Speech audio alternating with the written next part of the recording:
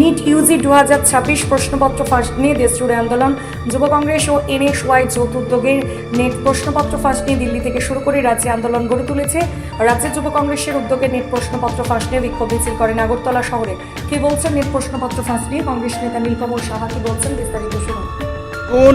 আমরা সকলেই জানি যে কিছুদিন আগে এর মধ্যে এই খবরটি চারিদিকে ছড়িয়ে পড়েছে যে 2026 নিট ইউজি পরীক্ষার প্রশ্নপত্র ফাঁস হয়েছে এবং এটা প্রথমবার না, 2021-এও হয়েছে, 2024-এও হয়েছে এবং বারংবার এনটিএর দ্বারা এই পরীক্ষার যার দায়ভার থাকে ন্যাশনাল টেস্টিং এজেন্সি, তার অক্ষমতায় প্রত্যেকবার আমরা দেখেছি এইভাবে প্রশ্নপত্র ফাঁস হচ্ছে। এই বছর 22 লক্ষ ছাত্রছাত্রীদের থেকেও বেশি সংখ্যায় এই পরীক্ষার্থীরা পরীক্ষা দিয়েছে, কিন্তু হঠাৎ করে আমরা দেখেছি যে প্রশ্নপত্র ফাঁস হয়েছে এবং তাদের জীবনের সঙ্গে ছিনিমিনি খেলা হচ্ছে।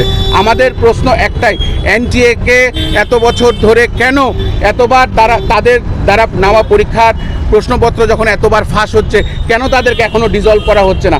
আমাদের দাবি একটাই, অতি সত্বর এনটিএকে ডিজলভ করা উচিত এবং ধর্মেন্দ্র প্রধান, যিনি এখন পর্যন্ত এই ন্যাক্কারজনক কাজের পরেও কোনো রকম ওনার তরফ থেকে কোনো রকম কথা বাক্য আসেনি, সেই মানুষটাকে অতিলম্বে পদত্যাগ করা উচিত এবং তার সাথে